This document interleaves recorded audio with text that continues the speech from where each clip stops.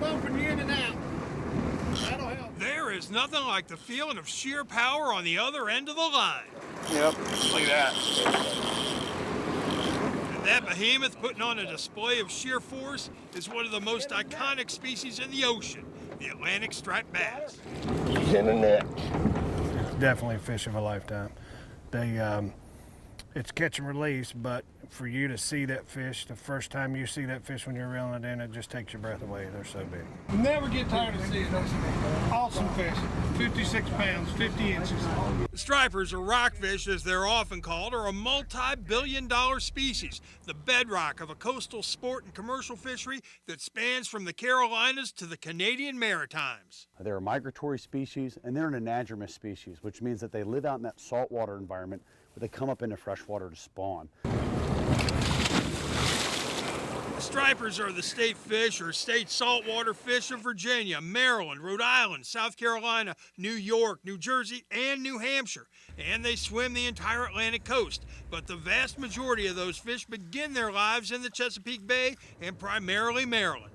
Anywhere from 70 to 90% of the coastal population may be generated from here in Maryland waters. And that's why Maryland's taken the lead on a conservation effort shared by more than a dozen other states to protect the future of striped bass. The latest science shows striper numbers are off, that a goal of fully restoring the species levels by 2029 probably won't happen. In response, Maryland's proposing to eliminate its spring striped bass trophy season to give as many big fish as possible the chance to spawn.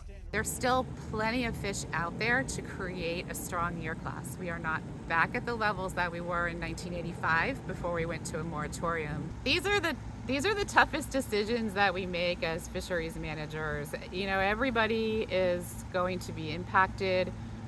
I think from the conversations we've had with our public, I haven't met a person yet who doesn't understand that something needs to be done. She went for a long run. But that thing that needs to be done could come with short-term pain for the fishing industry if Maryland approves that trophy season ban. But in the long run, it could ensure scenes like this will eventually play out well into the future. Wow. It's great to come out here and be able to catch a 50, 55, 60 pound striper and tag it, release it, watch it get back out, and let someone catch it again next year.